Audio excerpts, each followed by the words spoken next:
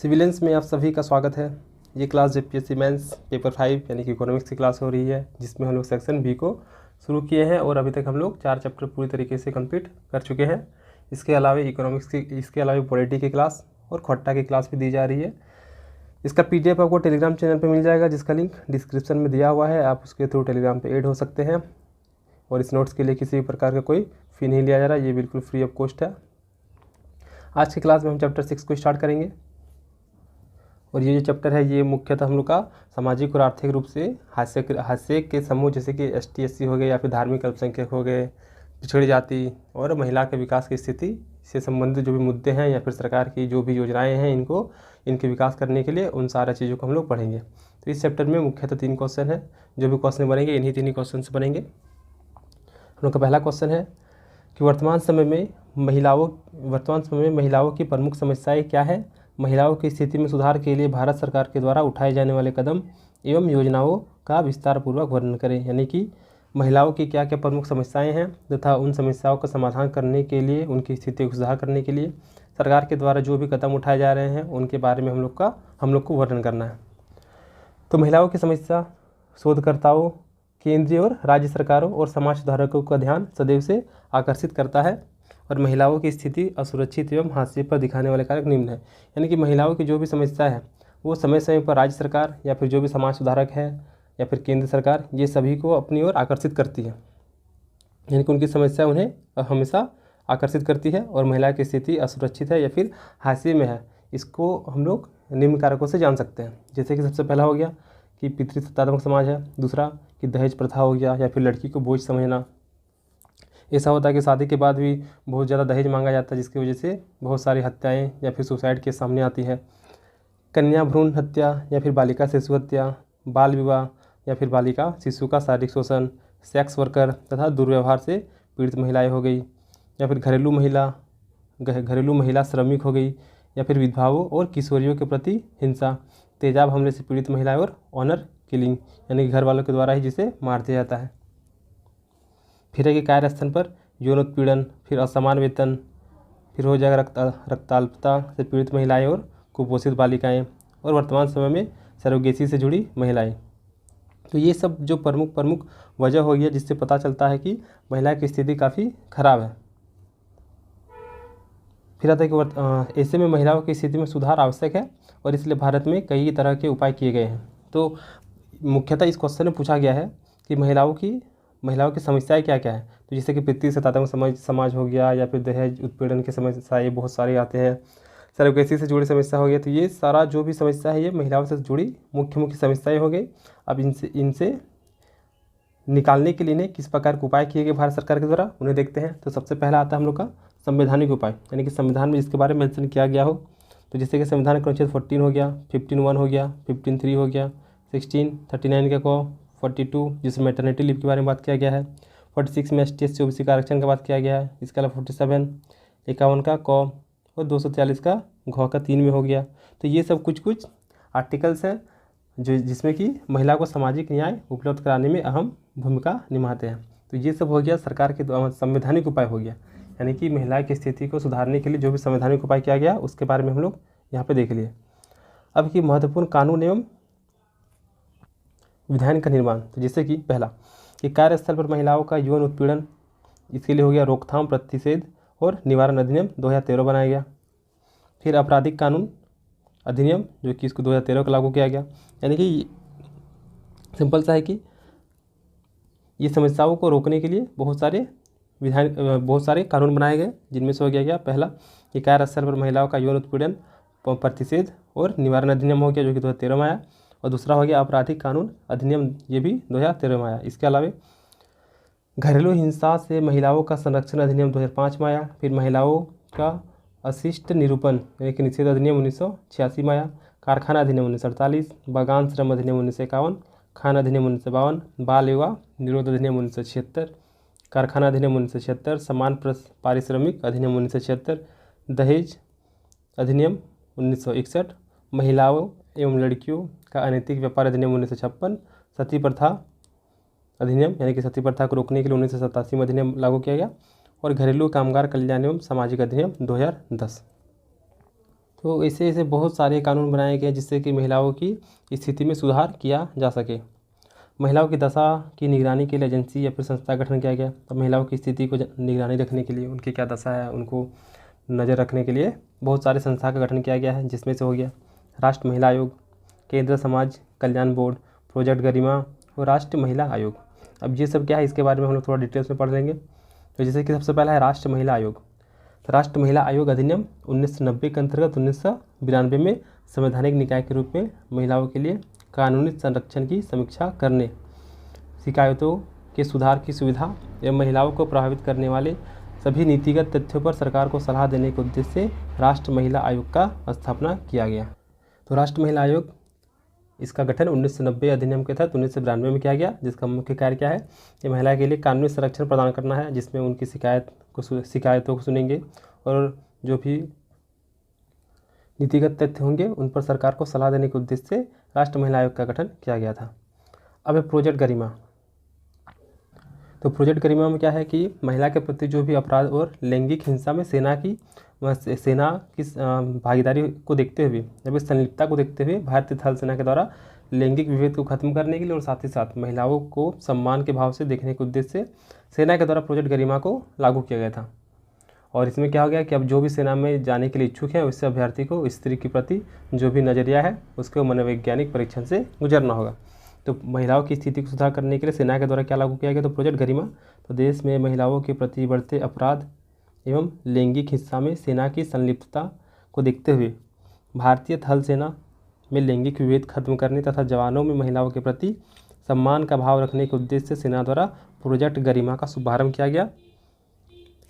अब सेना में भर्ती को इच्छुक अभ्यर्थी को स्त्री के प्रति नजरिए के मनोवैज्ञानिक परीक्षण से गुजरना होगा, यानी कि जो भी अब सेना में जाना चाहते हैं उन्हें मनोवैज्ञानिक तरीके से भी पास करना पड़ेगा कि उनका महिला के प्रति किस प्रकार का नज़रिया है। फिर तीसरा आता है राष्ट्रीय महिला कोष। तो राष्ट्रीय महिला कोष का गठन 1993 में भारत सरकार के मानव संसाधन विकास मंत्रालय के द्वारा किया गया था। और इसका मुख्य उद्देश्य है क्या कि गरीब और बैंकिंग क्षेत्र के बीच का जो भी अंतराल है, यानी कि बहुत सारे गरीब व्यक्ति ऐसे होते हैं जिनका बैंकिंग क्षेत्र में खाता वाता नहीं होता है, तो वो सारा अंतराल को कम करना है। तो राष्ट्रीय महिला कोष की स्थापना 1993 में भारत सरकार के मानव संसाधन विकास मंत्रालय के सोसाइटी के रूप में की गई थी। इसका उद्देश्य बैंकिंग सेक्टर को विस्थापित करना नहीं है बल्कि गरीबों और बैंकिंग क्षेत्र के बीच के अंतराल को कम करना है। फिर आगे केंद्रीय समाज कल्याण बोर्ड। तो इसका उद्देश्य है समाज के महिलाओं के कल्याण, विकास और सशक्तिकरण के लिए स्वैच्छिक संगठनों के साथ रचनात्मक भागीदारी सुनिश्चित करना। इसकी स्थापना 1953 में की गई थी। तो महिलाओं की दशा को निगरानी रखने के लिए जो भी एजेंसी या फिर जो भी संस्था थी उनमें से क्या क्या हो गया, राष्ट्रीय महिला आयोग हो गया जिसका गठन 1990 के अंतर्गत 1992 में किया गया था। प्रोजेक्ट गरिमा हो गया जिसमें सेना के लिए लागू किया गया था, कि अब जो सेना में जाना चाहते हैं इच्छुक अभ्यर्थी जो भी हैं उनको सबसे पहले स्त्री के प्रति नजरिए के मनोवैज्ञानिक परीक्षण से गुजरना होगा। और राष्ट्रीय महिला कोष 1993 में गठन किया गया था भारत सरकार के मानव संसाधन विकास मंत्रालय द्वारा, जिसमें गरीबों और बैंकिंग क्षेत्र के बीच की जो दूरियां हैं उसको कम करना था। और जो चौथा है हम लोग का केंद्रीय समाज कल्याण बोर्ड, जिसका गठन 1953 में किया गया था। अब क्वेश्चन में था क्या कि महिला की स्थिति को सुधार करने के लिए भारत सरकार के द्वारा जो भी योजना है उनका विस्तारपूर्वक वर्णन करना था। तो अब आ जाएगा योजना सब आ जाएगा कि महिला स्वास्थ्य एवं सशक्तिकरण योजना क्या क्या हो जाएगा।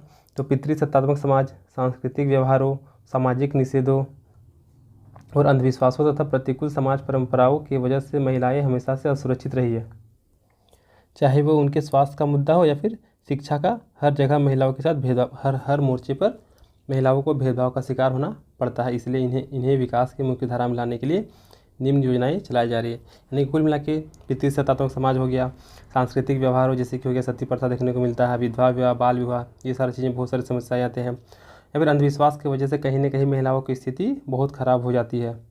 और इन्हीं चीज़ से इनको निकालने के लिए या फिर इनकी स्थिति को सुधारने के लिए सरकार के द्वारा बहुत सारी योजनाएँ चलाई जाती है। जैसे सबसे पहला योजना हो गया क्या कि समय पूर्व प्रसव कार्यक्रम। इसमें मुख्यतः क्या हो जाएगा कि गर्भवती महिलाओं का गर्भधारण से लेके प्रसव तक निगरानी के लिए एक दल बनाया जाएगा। तो ये जो योजना आ गया ये हम लोग का विज्ञान एवं प्रौद्योगिकी मंत्रालय के अंतर्गत आता है। और प्रौद्योगिकी विभाग ने समय पूर्व प्रसव के संबंध में सभी घटकों और कारकों को समय पूर्व प्रसव कार्यक्रम में शामिल किया गया, यानी कि प्रसव से पूर्व जितने भी कार्यक्रम हैं उन सबको इसमें शामिल किया गया है। और इस कार्यक्रम के तहत गर्भवती महिलाओं की गर्भधारण से लेकर प्रसव के समय तक निगरानी के लिए एक दल बनाया जाएगा। दूसरा योजना आ गया मदर चाइल्ड ट्रैकिंग कार्यक्रम। तो गर्भवती महिलाओं और 5 वर्ष तक के बच्चों के व्यक्तिगत विवरण जैसे कि नाम हो गया, उनका एड्रेस हो गया, मोबाइल नंबर हो गया, ये सब दर्ज किया जाएगा। और इसका उद्देश्य क्या होगा, तो सभी गर्भवती महिलाओं को पूर्ण और गुणवत्ता देखभाल व सेवाएं प्राप्त हो, साथ ही सभी बच्चों को टीकाकरण सेवाओं की पूरी श्रृंखलाएं मिल सके। यानी कि मदर चाइल्ड ट्रैकिंग कार्यक्रम में सिंपल से क्या हो जाएगा कि 5 वर्ष तक के जितने भी बच्चे हैं उनका व्यक्तिगत विवरण लिया जाएगा, जैसे कि नाम क्या हो गया, उनका एड्रेस क्या हो गया, उनका मोबाइल नंबर क्या हो गया। और इसके साथ ही साथ वे ये भी सुनिश्चित करेंगे कि गर्भवती महिलाओं को गर्भवती महिलाओं को पूर्ण और गुणवत्ता देखभाल या फिर जो भी सेवाएं हैं वे प्राप्त हो रही कि ना हो रही। इसके अलावा सभी बच्चों को टीकाकरण की सुविधा भी इसमें उपलब्ध कराई जाएगी। फिर है किलकारी। तो इसमें किलकारी योजना में क्या हो जाएगा कि मातृ शिशु स्वास्थ्य सेवाओं से संबंधित ऑडियो संदेश गर्भवती महिला और शिशु के माता पिता को भेजे जा रहे हैं। फिर आ जाएगा जननी शिशु सुरक्षा कार्यक्रम। तो 1 जून 2011 को सार्वभौमिक स्वास्थ्य देखभाल सुनिश्चित करने हेतु जननी शिशु सुरक्षा कार्यक्रम शुरू किया गया है। और इसके अंतर्गत जो भी गर्भवती महिला होंगी उनकी प्रजनन के लिए सार्वजनिक स्वास्थ्य केंद्र तक फ्री में परिवहन सुविधा, फ्री में दवाई और फ्री में जांच के अलावा फ्री में ब्लड भी दिया जाएगा। और महिला व नवजात को मुफ्त में भोजन की सुविधा उपलब्ध कराई जाएगी। यानी कि सिंपल सा है, जननी शिशु कार्यक्रम में क्या हो जाएगा, इसमें महिलाओं को मुफ्त में स्वास्थ्य सुविधा उपलब्ध कराया जाएगा, मुफ्त में परिवहन सुविधा, दवाइयाँ या फिर जांच हो जाएंगे या फिर जो भी रक्त की आवश्यकता होगी तो वो भी फ्री में ही दिया जाएगा। फिर इंदिरा गांधी मातृत्व सहयोग योजना। तो 2010 में गर्भवती एवं स्तनपान कराने वाली महिलाओं के स्वास्थ्य और पोषण की स्थिति में सुधार लाने के लिए उन्हें नगद राशि देकर उनके अनुकूल वातावरण बनाने के उद्देश्य से एक सशर्त नगद भुगतान योजना शुरू की गई। और यह योजना जो है ये बच्चे के जन्म से पहले और जन्म के पश्चात गर्भवती और स्तनपान कराने वाली कामकाजी महिलाओं की मजदूरी के घाटे की आर्थिक क्षतिपूर्ति का प्रयास करती है। इस योजना में 19 वर्ष और अधिक आयु की महिलाओं के 2 बच्चे के लिए यह लाभ दिया जाएगा। यानी कुल मिला के इंदिरा गांधी मातृत्व सहयोग योजना जो है ये हम लोग का बाल विकास तथा महिला कल्याण मंत्रालय का अधीन आ जाता है। तो इसमें क्या हो गया कि जो भी गर्भवती महिलाएं हैं तो वो जब डिलीवरी होने से पहले उनकी जो आर्थिक क्षतिपूर्ति होती है, यानी कि वे काम नहीं कर सकते हैं, तो उनकी जो आर्थिक क्षतिपूर्ति होती है उनको भरपाई करने का प्रयास किया गया है। और इसमें कंडीशन क्या रखा गया है कि 19 वर्ष अगर है और 19 वर्ष तक की आयु की महिला का अगर 2 बच्चा है तो ही ये लाभ दिया जाएगा। अगर 19 वर्ष से कम है और अगर दो बच्चे से अधिक है तो फिर इस योजना का लाभ उन्हें नहीं दिया जाएगा। फिर आ जाएगा आयरन और फोलिक एसिड अनुपूरक साप्ताहिक कार्यक्रम। इसमें क्या हो जाएगा कि जो भी किशोर और किशोरियाँ हो गया और जो भी किशोर किशोरियाँ है तो इस कार्यक्रम की शुरुआत 17 जुलाई 2013 को की गई थी। और ये स्वास्थ्य एवं परिवार कल्याण मंत्रालय के राष्ट्रीय स्वास्थ्य मिशन के तहत शुरू किया गया था। इसके अंतर्गत 10 से 19 वर्ष के समूह के लगभग 13 करोड़ किशोर किशोरियों को शामिल किया जाएगा, जिसमें उन्हें आयरन और फोलिक एसिड की गोलियां प्रदान की जाएगी। यानी कि आयरन और फोलिक एसिड अनुपूरक साप्ताहिक कार्यक्रम के तहत जो भी 10 से 19 वर्ष के लड़का और लड़की होगी उन्हें आयरन और फोलिक एसिड की गोलियां प्रदान की जाएगी। फिर सबला योजना। तो सबला योजना में क्या हो जाएगा, इसमें 11 से 18 वर्ष तक की उन सभी किशोर बालिकाओं को शामिल किया जाएगा जो कि स्कूल नहीं जा पाते हैं। तो 11 से 18 वर्ष तक के उन सभी किशोर बालिकाओं का केंद्रित कार्यक्रम है जिसमें उन्हें शामिल किया जाएगा जो विद्यालय नहीं जा पाती है। इस योजना के 2 घटक हैं, पहला पोषण एवं गैर पोषण। तो गैर पोषण के तहत स्वास्थ्य परामर्श, यौन स्वास्थ्य, जीवन कौशल शिक्षा, जांच सुविधा सुनिश्चित करना, ये सब इसका मुख्य उद्देश्य। यानी कि सबला योजना में मुख्यतः 11 से 18 वर्ष तक के बच्चों को शामिल किया गया, लेकिन इसमें उन सभी बच्चों को शामिल किया गया है जो कि स्कूल विद्यालय नहीं जा पाते हैं। और इसमें 2 प्रकार के घटक है, एक तो हो गया पोषण और दूसरा हो गया गैर पोषण। फिर आ जाएगा बेटी बचाओ और बेटी पढ़ाओ अभियान, जो कि 2015 में प्रधानमंत्री नरेंद्र मोदी के द्वारा हरियाणा के पानीपत से शुरू किया गया था, क्योंकि सबसे कम लिंगानुपात वाला राज्य हरियाणा ही है। तो बेटी बचाओ बेटी पढ़ाओ अभियान 22 जनवरी 2015 को प्रधानमंत्री ने हरियाणा के पानीपत से देश में विषम लैंगिक अनुपात की समस्या से लड़ने के लिए बेटी बचाओ और बेटी पढ़ाओ अभियान की शुरुआत की। और लिंग भेदभाव को समाप्त करने में इसका मुख्य उद्देश्य है। फिर आ जाएगा सुकन्या समृद्धि खाता योजना।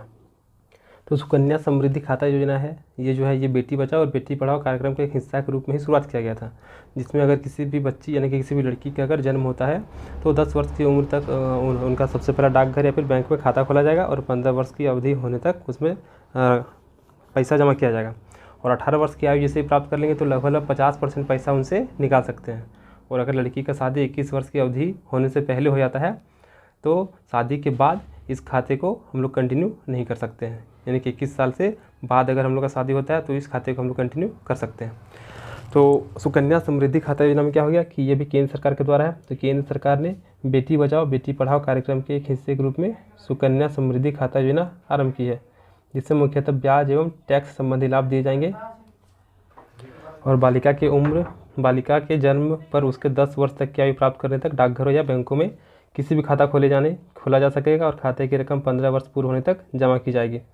खाते में जमा राशि की 50% तक की राशि बालिका के 18 वर्ष आयु प्राप्त कर लेने पर निकाली जा सकेगी। यदि बालिका का विवाह 21 वर्ष की अवधि पूर्ण होने से पहले होता है तो विवाह की तारीख के पश्चात खाते का पालन की अनुमति नहीं होगी और खाता धारकों को 8.6% की दर से प्रति वर्ष ब्याज दिया जाएगा। अब है प्रधानमंत्री उज्ज्वला योजना। तो इसके तहत क्या है कि महिलाओं के स्वास्थ्य हमारे देश में ही नहीं बल्कि विश्व में चिंता का विषय है। और WHO के अनुमान के अनुसार भारत में प्रति वर्ष लगभग 5 लाख लोगों की मृत्यु अस्वच्छ ईंधन के प्रयोग द्वारा होती है, जिनमें से अधिकतर की मृत्यु के कारण गैर संचारी रोग जैसे कि हृदय रोग हो गया, दीर्घकालीन फेफड़े संबंधी रोग हो गए या फिर फेफड़ों का कैंसर। यानी कि प्रधानमंत्री उज्ज्वला योजना इसमें मुख्यतः मतलब कि खराब ईंधन की वजह से महिलाओं में जो बीमारी हो रही है उसके बारे में बात किया गया है। और इस योजना के तहत BPL 5 करोड़ परिवारों को मुफ्त रसोई गैस कनेक्शन देना है। तो उन सारी समस्याओं से निजात पाने के लिए सरकार के द्वारा प्रधानमंत्री उज्ज्वला योजना के तहत 5 करोड़ BPL परिवारों को मुफ्त में रसोई गैस का कनेक्शन देना है। फिर स्वाधार गृह योजना। तो 29 मार्च 2015 को केंद्रीय महिला एवं बाल विकास मंत्री ने विधवाओं के लिए विशेष घर निर्माण संबंधी कार्यक्रम की शुरू की है। तो स्वाधार गृह योजना मुख्यतः विधवा महिलाओं के लिए घर उपलब्ध कराया जाएगा। फिर महिला किसान सशक्तिकरण योजना। इसमें क्या है कि राष्ट्रीय ग्रामीण आजीविका मिशन के एक घटक के रूप में शुरू की गई है। ग्रामीण विकास मंत्रालय ने इसका संचालन के लिए दिशा निर्देश तैयार किए हैं। यह परियोजना ग्रामीण महिला किसानों खासकर लघु और पिछड़े किसानों को विशेष ज़रूरतों के ध्यान में रखकर तैयार किया गया है। फिर उज्ज्वला योजना एक है प्रधानमंत्री उज्ज्वला योजना, जिसमें कि 5 करोड़ BPL परिवारों को मुफ्त में रसोई गैस कनेक्शन दिया जाएगा। और ये है उज्ज्वला योजना। तो इसमें क्या हो गया कि यह योजना 4 दिसंबर 2007 को प्रारंभ की गई। यह योजना व्यापार में प्रायोजन से यौन शोषण के लिए, तस्करी की रोकथाम और बचाव, पुनर्वास और परिवार से जोड़ने के लिए केंद्रीय क्षेत्र की एक व्यापक योजना है। यानी कि सिंपल सा है कि जो उज्ज्वला योजना है इसके तहत जो यौन शोषण हो रहा है या फिर जो तस्करी हो रहा है उसका रोकथाम और बचाव और उसके साथ साथ पुनर्वास और परिवार को जोड़ने का एक केंद्रीय योजना है। और यह योजना महिलाओं और बच्चों के लिए जो मानव तस्करी के प्रति असुरक्षित हैं और जो व्यापारिक रूप से यौन उत्पीड़न के लिए मानव तस्करी से पीड़ित हैं उन सभी के लिए उज्ज्वला योजना को शुरू किया गया।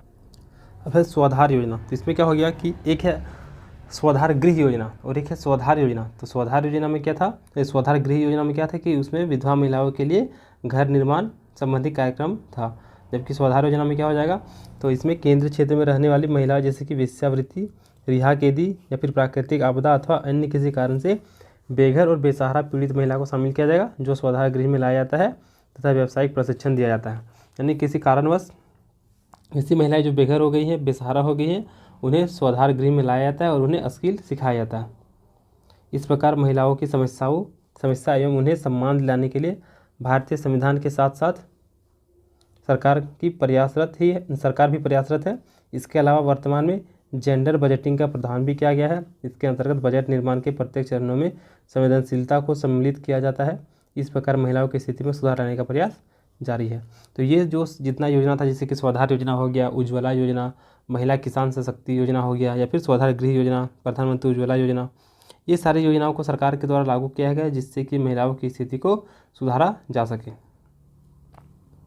तो हम लोग का जो क्वेश्चन था कि महिला की समस्या क्या क्या है और उनकी स्थिति को सुधार करने के लिए सरकार के द्वारा क्या कदम उठाया गया या फिर क्या क्या योजना है, उसके बारे में वर्णन करना था। तो ये क्वेश्चन पूरी तरीके से कंप्लीट हो जाता है। अब अगला क्वेश्चन है, अनुसूचित जाति एवं जनजाति की वर्तमान स्थिति पर प्रकाश डालें। यानी कि अनुसूचित जाति और जनजाति की वर्तमान स्थिति क्या है उसके बारे में बात करना है। और अनुसूचित जाति एवं जनजाति के कल्याण के लिए केंद्र सरकार और राज्य सरकार के द्वारा जो भी योजनाएं हैं उनके बारे में हम लोग को यहाँ पे चर्चा करना है, वर्णन करना है। तो इसमें क्या है कि यद्यपि भारतीय समाज समानता के सिद्धांत पर आधारित समाज है, परंतु व्यवहार में जाति व्यवस्था एवं जातिवाद के कारण समाज में अत्यधिक असमानता व्याप्त है।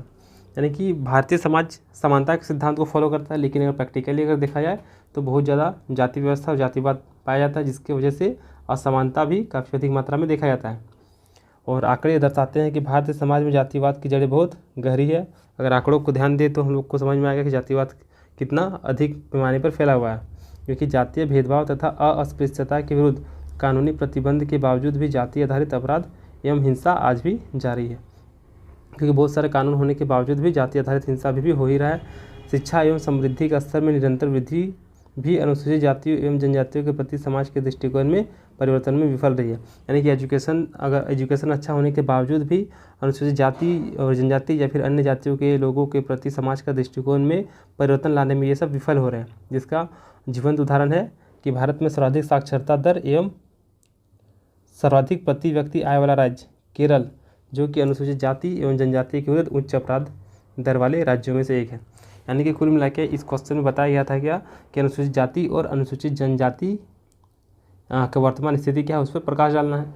तो चूँकि भारतीय समाज समानता के सिद्धांत पर आधारित है, लेकिन अगर हम लोग प्रैक्टिकली अगर इसको हम लोग देखते हैं तो हम लोग को बहुत सारा भेदभाव या फिर बहुत सारा असमानता नजर आता है। इसी के साथ साथ जो आंकड़े आते हैं उससे पता चलता है कि जातिवाद की जड़ें कितनी ज़्यादा गहरी है। फिर अगर हम लोग बोलते हैं हम लोग बोल रहे हैं कि अगर एजुकेशन काफ़ी अच्छा हो गया तो एजुकेशन काफ़ी अच्छा होने के बावजूद भी अनुसूचित जाति या फिर जनजाति से अन्य जाति के लोगों के साथ उनके दृष्टिकोण में परिवर्तन लाने में वे सब विफल रह रही है। इसका एग्जाम्पल के रूप में क्या मिला कि केरल, तो केरल सबसे सर्वाधिक साक्षरता दर होने के बावजूद भी वहाँ पर अनुसूचित जाति और जनजाति के विरुद्ध अपराध दर काफ़ी अधिक है। फिर है क्या कि राष्ट्रीय आपदा रिकॉर्ड समूह के आंकड़ों के अनुसार अनुसूचित जाति एवं अनुसूचित जनजातियों के विरुद्ध होने वाले पंजीकृत अपराधों की संख्या बढ़ रही है। यानी कि अनुसूचित जाति यानी कि एसटी और एससी के विरुद्ध जो भी अपराध हो रहे हैं उनकी संख्या दिन ब दिन बढ़ती जा रही है। वर्ष 2014 में दलितों के खिलाफ 47,064 अपराध हुए, जो कि पिछले वर्ष की तुलना में अधिक है। हालांकि 2015 में 4.4% की कमी देखी गई। तो ये थोड़ा अच्छी बात है कि 2014 की तुलना में 2015 में अपराध जो भी हो रहा है उनमें थोड़ा सा कमी देखा गया है। और 2015 में 45,003 मामले दर्ज किए गए। राष्ट्र स्तर पर एनसीआरबी आंकड़े दर्शाते हैं कि पंजीकृत विशेष मामलों में दोष सिद्धि दर आईपीसी मामले की तुलना में कम है। इसके पीछे कई कारकों को उत्तरदायी माना जा सकता है। अब है क्या अनुसूचित जनजाति के क्षेत्र में अपराध के बाद दूसरी मुख्य समस्या विस्थापन। अनुसूचित जाति हो या अनुसूचित जनजाति हो, उन सब के साथ समाज में असमानता तो देखा ही जाता है, लेकिन इसके बावजूद भी दूसरा मुख्य समस्या हो जाता है विस्थापन। क्योंकि जनजातीय क्षेत्र में विकास की परियोजना के कारण होने वाले विस्थापन तथा उनका समुचित पुनर्वास न होने के कारण लोग स्वाभाविक पिछड़ेपन का शिकार हो रहे हैं। क्योंकि जो भी योजना हो रहे हैं उन मैक्सिमम वे अनुसूचित जनजाति और जाति वाले क्षेत्रों में ही हो रहे हैं, जिसकी वजह से उनको विस्थापन का सामना करना पड़ रहा है। और विस्थापन होने के बाद उन्हें पुनर्वास का लाभ भी बहुत अच्छे तरीके से नहीं मिल पा रहा, जिसकी वजह से वे और भी अधिक पिछड़ते जा रहे हैं और इनकी स्थिति और भी अधिक दयनीय होते जा रही है। रिपोर्ट में विभिन्न विकास परियोजनाओं की वजह से होने वाले विस्थापन द्वारा जनजातीय समुदाय के सदस्यों के पुनर्वास की कमी को रेखांकित किया गया है। और प्राकृतिक आपदाओं तथा विकास परियोजना के चलते 85 लाख आबादी के विस्थापन का आकलन किया गया है, जिसमें से केवल 21 लाख लोगों का ही पुनर्वास हो गया। यानी कुल मिला के टोटल 85 लाख आबादी जो है वो विस्थापन हुए हैं, लेकिन उनमें से मात्र 21 लाख लोगों को ही पुनर्वास का लाभ मिला है। यानी कि बाकी लोगों की स्थिति अत्यधिक दयनीय हो जाएगी।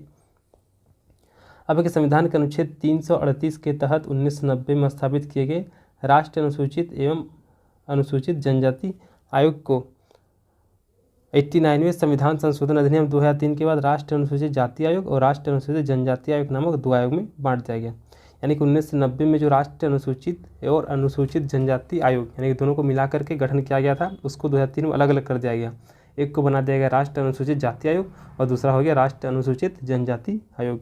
ये आयोग अनुसूचित जातियों और अनुसूचित जनजातियों के प्रदत्त रक्षा उपायों की निगरानी करने और उनके कल्याण से संबंधित मुद्दों की समीक्षा करने के लिए जिम्मेदार है। तो इन आयोग का मुख्य उद्देश्य क्या हो गया कि जो भी जनजातियों को जो प्रॉब्लम है उनको निगरानी करना और उनके कल्याण से संबंधित मुद्दों की समीक्षा करना इनकी जिम्मेदारी है। इसके अतिरिक्त राष्ट्रीय सफाई कर्मचारी आयोग, डॉक्टर अंबेडकर प्रतिष्ठान, बाबू जगजीवन राम राष्ट्र प्रतिष्ठान जैसी संस्थाओं के माध्यम से भी लाभान्वित वर्गों को विकास के लिए सरकार प्रयासरत है। यानी कि अनुसूचित जाति और अनुसूचित जनजाति को जनजाति के साथ समाज में असमानता तो काफ़ी अधिक है, लेकिन विस्थापन भी इनकी दूसरी प्रमुख समस्या हो जाती है, जिसकी वजह से बहुत अधिक लोगों को पुनर्वास का लाभ नहीं मिलती है और उनकी स्थिति अत्यधिक दयनीय होती जाती है। परिणाम स्वरूप सरकार के द्वारा बहुत सारे आयोग का गठन किया गया, जिनका मुख्य उद्देश्य क्या हो जाएगा कि जो भी अलाभान्वित वर्ग है उनके विकास के लिए कार्य करेंगे। अब आता है कि अनुसूचित जनजाति और जाति के कल्याण के लिए क्या क्या नियम है उसके बारे में देख लेते हैं, और उसके बाद सरकार के द्वारा क्या क्या योजना चलाई गई हैं उनको हम लोग कंप्लीट कर लेंगे। तो ये क्वेश्चन हम लोग का पूरी तरीके से कंप्लीट हो जाएगा। तो अनुसूचित जाति एवं जनजाति के कल्याण हेतु स्थापित नियम, तो राष्ट्रीय अनुसूचित जाति वित्त एवं विकास निगम सबसे पहला हो जाएगा, जिसमें क्या हो गया कि इसकी स्थापना जो है 1989 में किया गया था, और इसका मुख्य उद्देश्य क्या था कि रियायती दर पर ऋण उपलब्ध कराया जाएगा, जिससे कि अनुसूचित जाति के परिवार को दोहरी गरीबी रेखा से नीचे जीवन यापन कर रहे हैं उनकी स्थिति को सुधारा जाए। तो इसकी स्थापना भारत सरकार द्वारा फरवरी 1989 में की गई, और निगम का वृहद उद्देश्य रियायती ऋण के रूप में सभी अनुसूचित जातियों के परिवारों को दोहरी गरीबी रेखा से नीचे जीवन यापन कर रहे हैं कि आर्थिक विकास, उत्थान एवं आर्थिक सशक्तिकरण के लिए विभिन्न योजनाओं के माध्यम से आर्थिक सहयोग प्रदान करना है।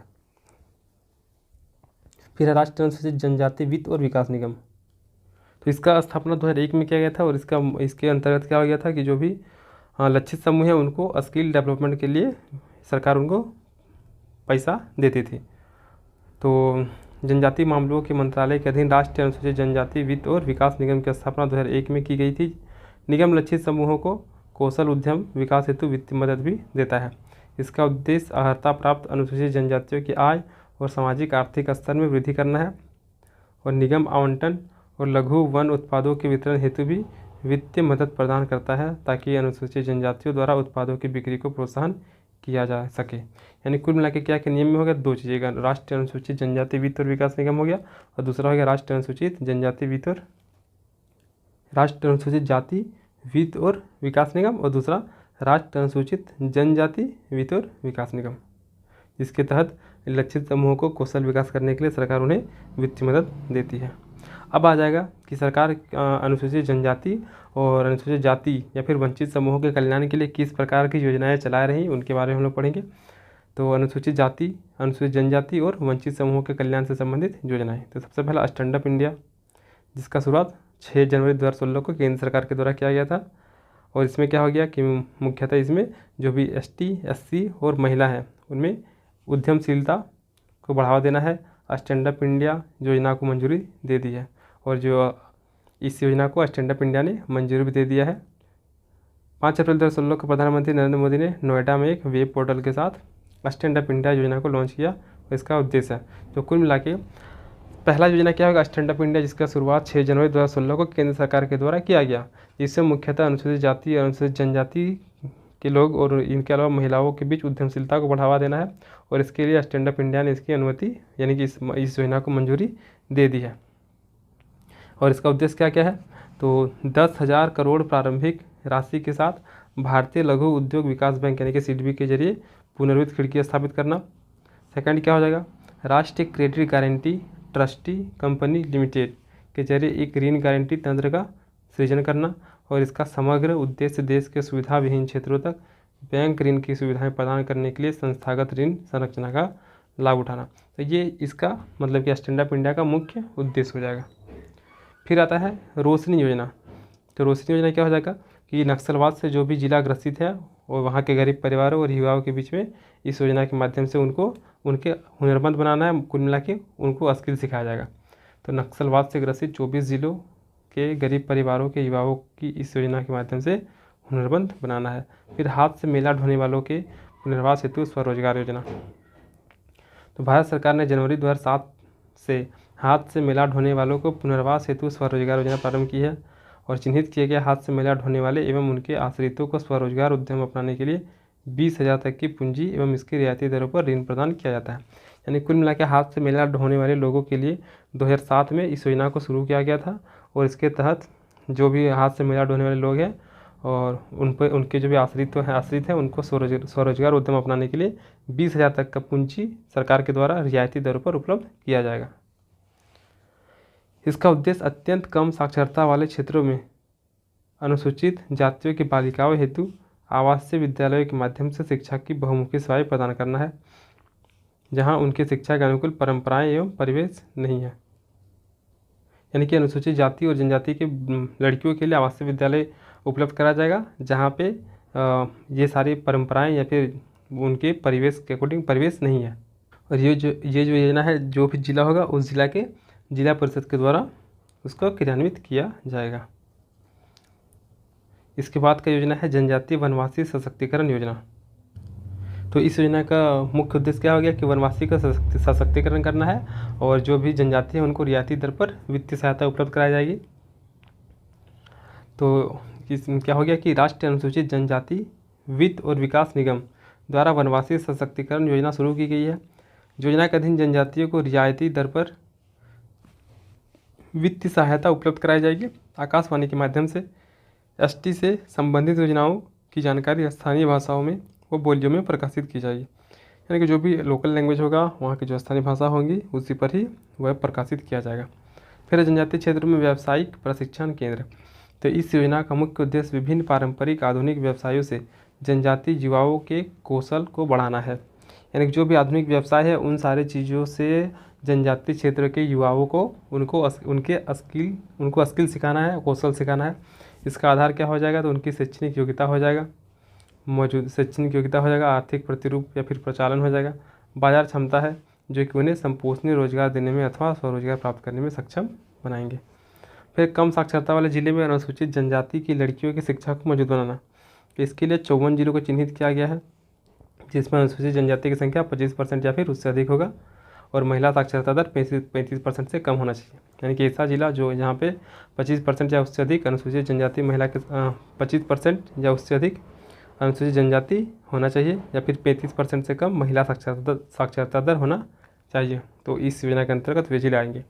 नक्सल प्रभावित क्षेत्रों को प्राथमिकता दी गई है और मंत्रालय बालिका छात्रावास हेतु उन विद्यालयों को वित्तीय मदद देता है जो सर्व शिक्षा अभियान, कस्तूरबा गांधी विद्यालय या अन्य उपलब्ध शैक्षणिक योजनाओं के अंतर्गत आते हैं। फिर लघु वन उत्पाद क्रियाओं हेतु आवेदन। तो इसमें क्या हो जाएगा कि यह भी एक केंद्रीय क्षेत्र की योजना है जिसमें 100% अनुदान राज्य जनजाति सहकारी विकास निगम, वन विकास निगम, लघु वन उत्पाद संघों को दिया जाता है ताकि वे लघु वन उत्पाद क्रियाएं संचालित कर सके। फिर एकलव्य मॉडल आवासीय विद्यालय। इसका उद्देश्य दूरस्थ क्षेत्रों के अनुसूचित जनजाति के छात्रों को गुणवत्तायुक्त माध्यमिक और उच्च शिक्षा प्रदान करना है।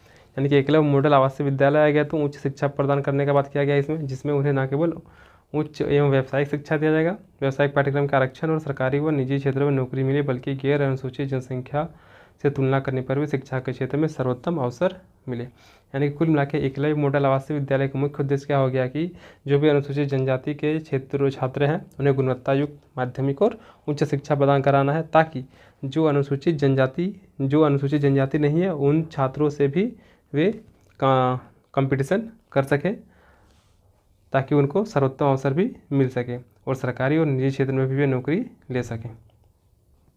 फिर आदिवासी महिला सशक्तिकरण योजना। तो इसके अंतर्गत क्या हो जाएगा कि आदिवासी महिलाओं का कल्याण के लिए यह योजना बनाया गया है, जिसमें ब्याज की दर को बहुत कम रखा गया है और योजना के तहत जो भी राष्ट्रीय अनुसूचित जनजाति वित्त और विकास निगम का परियोजना है उन परियोजनाओं के लिए सावधि ऋण दिए जाते हैं। तो इस प्रकार से जो हम लोग का ये क्वेश्चन था कि अनुसूचित जाति और अनुसूचित जनजाति का वर्तमान स्थिति क्या था, इनकी स्थिति को सुधार करने के लिए केंद्र सरकार के द्वारा और राज्य सरकार के द्वारा संचालित जो भी योजनाएं हैं उनके बारे में हम लोग को वर्णन करना था। ये क्वेश्चन हम लोग का कंप्लीट हो जाता है। अब है आखिरी क्वेश्चन है इस चैप्टर का। इसमें क्या है कि पिछड़ा वर्ग अल्पसंख्यक वर्ग के कल्याण के लिए भारत सरकार द्वारा संचालित योजनाओं का विवरण दें। तो जो भी पिछड़ा वर्ग हो जाएंगे या फिर अल्पसंख्यक वर्ग हो जाएंगे उनके कल्याण के लिए भारत सरकार के द्वारा जो भी योजना संचालन किया जा रहा है उनके बारे में हम लोग को यहाँ पे बताना है।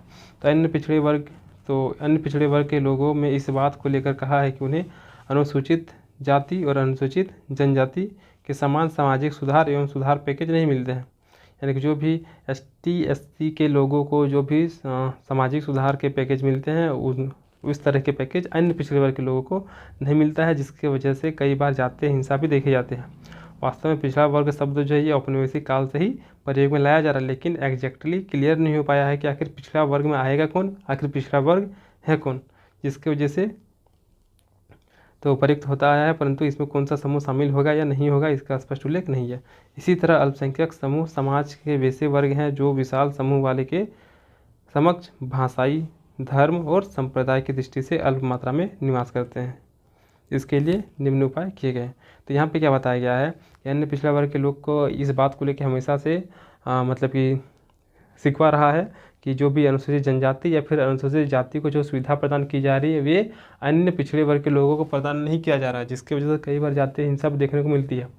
और ये जो पिछड़ा वर्ग शब्द जो है ये औपनिवेशिक काल से ही प्रयोग में लाया जा रहा है, लेकिन अभी तक एग्जैक्टली क्लियर नहीं हो पाया है कि पिछड़ा वर्ग में कौन से लोग आएंगे।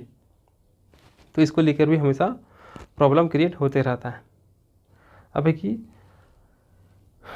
क्या क्या उपाय किए गए हैं इनके लिए। तो सबसे पहला कि पिछड़े वर्ग के लिए एक संवैधानिक उपाय किया गया है, फिर राष्ट्रीय पिछड़ा वर्ग आयोग का गठन किया गया है, राष्ट्रीय अल्पसंख्यक आयोग का गठन किया गया है, राष्ट्रीय भाषाई अल्पसंख्यक आयोग का गठन किया गया और राष्ट्रीय पिछड़ा वर्ग वित्त और विकास निगम का गठन किया गया। इसके अलावा बहुत सारे सरकार के द्वारा योजनाएं चलाई जा रही है, जैसे कि नया सवेरा हो गया, नया उड़ान हो गया, नया रोशनी, सीखो और कमाओ, यानी कि इसमें स्किल सिखाया जाएगा।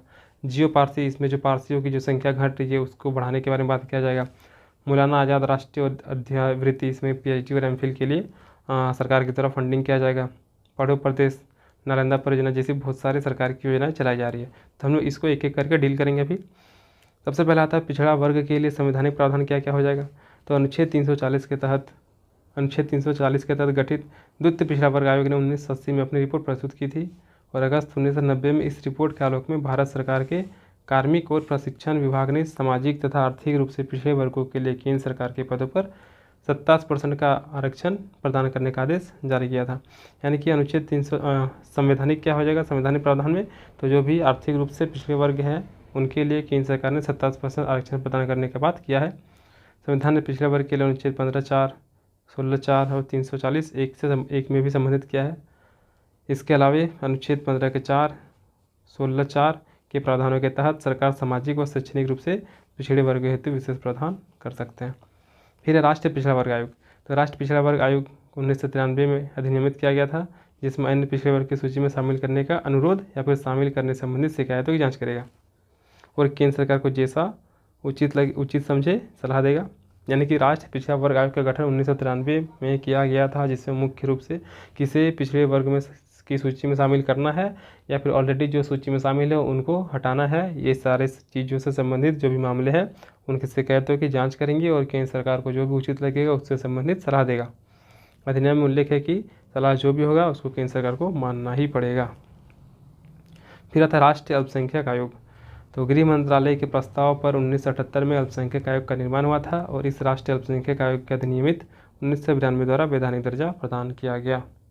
फिर राष्ट्रीय धार्मिक और अल्पसंख्यक आयोग आ जाएगा।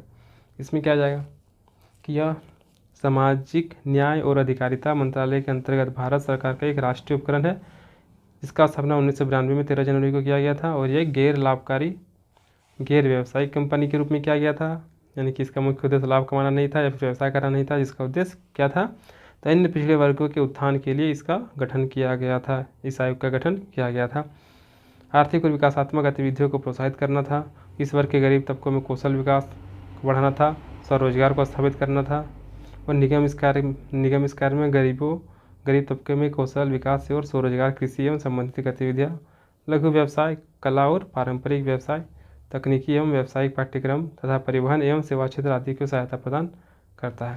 यानी कुल मिला के हम लोग का राष्ट्रीय धार्मिक एवं अल्पसंख्यक आयोग में जो था बात किया गया कि इसका गठन 1993 में किया गया था और ये गैर लाभकारी और गैर व्यावसायिक था। इसमें मुख्यतः स्किल सिखाने के बाद किया गया है। फिर अल्पसंख्यक समूहों के कल्याण हेतु क्या क्या योजनाएँ हैं। तो क्या है कि केंद्र सरकार अल्पसंख्यकों एवं वंचित समूहों के हितों के लिए प्रतिबद्ध है। यानी कि केंद्र सरकार अल्पसंख्यक और वंचित वर्ग के हित के लिए वो बंधे हुए हैं और इन वर्गों को समान रूप से विकसित किए जाने के लिए हर संभव प्रयास भी सरकार के द्वारा किया जा रहा है। राष्ट्रीय अल्पसंख्यक आयोग 1992 के प्रावधानों के अंतर्गत मुस्लिम, सिख, बौद्ध, पारसी, ईसाई एवं जैन यानी कि कुल 6 अधिसूचित अल्पसंख्यक वर्ग जो कि देश के लगभग 20% आबादी है को अल्पसंख्यक वर्ग के रूप में रखते हैं। यानी कि अल्पसंख्यक वर्ग में कौन कौन आ गए, तो 6 आ गए। 6 में से क्या क्या आ जाएगा, मुस्लिम, सिख, बौद्ध, पारसी, ईसाई और जैन, जो कि 20% जनसंख्या की संरचना को बनाते हैं। अभी वर्तमान का डाटा गूगल कर लीजिएगा एक बार। अब है कि 2008 में गठित अल्पसंख्यक कार्य मंत्रालय के माध्यम से सरकार ने अल्पसंख्यकों के कल्याण के लिए विभिन्न कदम उठाए हैं, जिनमें से कुछ प्रमुख योजनाएं संक्षिप्त विवरण निम्नवत हैं। यानी कि अल्पसंख्यक कार्य मंत्रालय के माध्यम से सरकार ने अल्पसंख्यकों के कल्याण के लिए कुछ योजनाएं बनाई हैं, जो कि है क्या, तो सबसे पहला आ गया नया सवेरा। तो नया सवेरा में क्या बात किया गया है कि अल्पसंख्यक समुदाय को आर्थिक रूप से कमजोर वर्गों को अवसर देकर उन्हें प्रतियोगिता परीक्षा के माध्यम से सरकारी या फिर निजी क्षेत्रों में नौकरियों एवं प्रतिष्ठानों में प्रवेश प्राप्त करने में सहायता करेगा।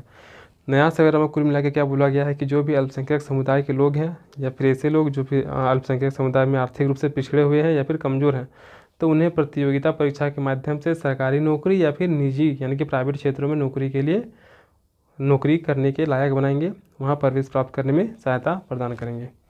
फिर आएगा नया उड़ान। तो नया उड़ान में क्या बोला गया है कि जो भी अल्पसंख्यक समुदाय के उम्मीदवार हैं जिन्होंने यूपीएससी के प्रीलिम्स को पास कर लिया है तथा उन्हें मुख्य परीक्षा की तैयारी के लिए उन्हें सरकार पैसा देगी। तो अल्पसंख्यक समुदाय के उम्मीदवार जिन्होंने संघ लोक सेवा आयोग द्वारा आयोजित प्रारंभिक परीक्षा पास कर ली है, मुख्य परीक्षा की तैयारी हेतु वित्तीय सहायता प्रदान की जाती है। अब नई रोशनी में क्या हो जाएगा कि 18 से 65 वर्ष के जो भी महिला या फिर लड़की हैं उनको तकनीकी शिक्षा मुहैया कराया जाएगा और अल्पसंख्यक समुदाय के महिला सहित उस गांव के अन्य महिलाओं को भी या फिर अन्य को भी प्रशिक्षित करना नया रोशनी योजना का मुख्य उद्देश्य है। सीखो और कमाओ योजना, तो इसमें स्किल सिखाया जाएगा यानी कौशल योग्य रोजगार प्रशिक्षण देकर स्वरोजगार के लिए तैयार करना।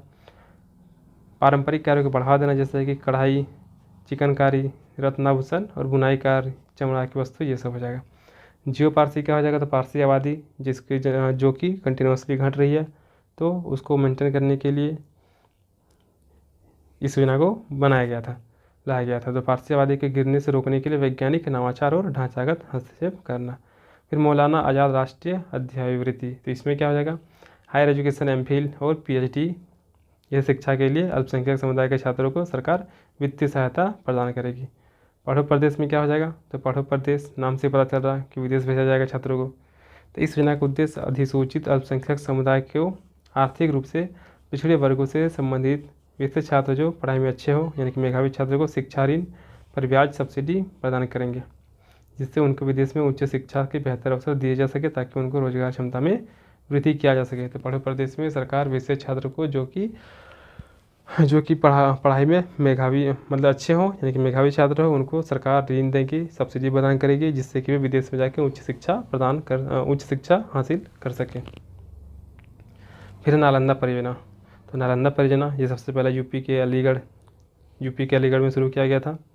तो नालंदा परियोजना देश में अल्पसंख्यक बाहुल क्षेत्रों में अल्पसंख्यक विश्वविद्यालय या फिर अल्पसंख्यक प्रबंधित महाविद्यालयों में जागरूकता तथा विकास के लिए सूचना, शिक्षा और संचार के अंतर्गत अल्पसंख्यक कार्य मंत्रालय भारत सरकार का एक अभिनव संकाय विकास कार्यक्रम है और यह परियोजना अलीगढ़ मुस्लिम विश्वविद्यालय अलीगढ़ के अंतर्गत शुरू किया गया था। अगला है नई मंजिल। तो नई मंजिल में क्या हो जाएगा कि जो भी अल्पसंख्यक मुस्लिम समुदाय है उनकी शैक्षणिक योग्यता की कमी है, तो उन लोगों को शैक्षिक और जीविकोपार्जन की सुविधा उपलब्ध कराना और इसके अलावा बीच में पढ़ाई छोड़ देने वाले को दूरस्थ शिक्षा के माध्यम से प्रमाण पत्र उपलब्ध कराना नई मंजिल योजना का प्रमुख लक्ष्य है। उस्ताद योजना में क्या हो जाएगा, तो 15 मई 2015 में पारंपरिक कला एवं समुदाय से संबंधित हस्तकला को बढ़ावा देने के लिए कौशल विकास एवं प्रशिक्षण योजना उस्ताद को शुरू किया गया था। हमारी धरोहर क्या हो जाएगा, तो इस योजना का उद्देश्य अल्पसंख्यक समुदाय की समृद्ध धरोहर का संरक्षण करना है। तो इस प्रकार से अनुसूचित जाति और जनजाति के कल्याण के लिए सरकार के द्वारा जो भी योजना बनाई गई, जैसे कि अल्पसंख्यक वर्ग के लोगों के लिए कल्याण के लिए सरकार ने जो भी योजना बनाई, जैसे कि नया सवेरा हो गया, नई उड़ान हो गया, नई रोशनी, सीखो और कमाओ योजना, या फिर जियो पारसी और मौलाना आज़ाद राष्ट्रीय योजना हो गया, फिर पढ़ो प्रदेश, तो ये सारी योजना सरकार के द्वारा लागू की गई। तो इस प्रकार अल्पसंख्यक और पिछड़े वर्गों के लिए प्रोत्साहन योजना चलाई जा रही है और उनको अपेक्षित होने से बचाने के लिए संविधान से लेकर सरकार की नीतियों में भी उनका महत्व दिया गया है। तो इस प्रकार से ये क्वेश्चन हम लोग का कंप्लीट होता है। तो इस चैप्टर में मुख्य रूप से 3 क्वेश्चन थे। 3 में से क्या क्वेश्चन हो गया, एक तो महिला की क्या क्या समस्या थी और उन समस्या को खत्म करने के लिए सरकार की क्या क्या योजनाएं हैं उनके बारे में बताना था, पहला क्वेश्चन। दूसरा क्वेश्चन क्या हो गया कि ST SC यानी कि अनुसूचित जाति और अनुसूचित जनजाति की वर्तमान स्थिति क्या था और उनकी स्थिति को सुधारने के लिए केंद्र सरकार और राज्य सरकार के द्वारा किस प्रकार की योजना चलाई गई उनके बारे में बताया गया। और थर्ड क्या हो गया कि पिछड़ा वर्ग या फिर अल्पसंख्यक वर्ग के लोगों की स्थिति के बारे में बताना था और उनकी स्थिति को सुधारने के लिए सरकार के द्वारा किन किन योजनाओं का संचालन किया जा रहा है उनके बारे में बताया गया। तो ये जो हम लोग का चैप्टर 6 था वो पूरी तरीके से कंप्लीट हो जाता है। इसके बाद जो अगला चैप्टर होगा वो गरीबी का होगा। ट्राई करेंगे कि उसको एक ही वीडियो में उसमें भी 4 से 5 क्वेश्चन होंगे, तो उन सारे क्वेश्चन को एक ही वीडियो में कंप्लीट कर दिया जाएगा। इसका PDF आपको टेलीग्राम पे मिल जाएगा और टेलीग्राम पे आप ऐड हो सकते हैं, लिंक डिस्क्रिप्शन में दिया है। तब तक के लिए धन्यवाद।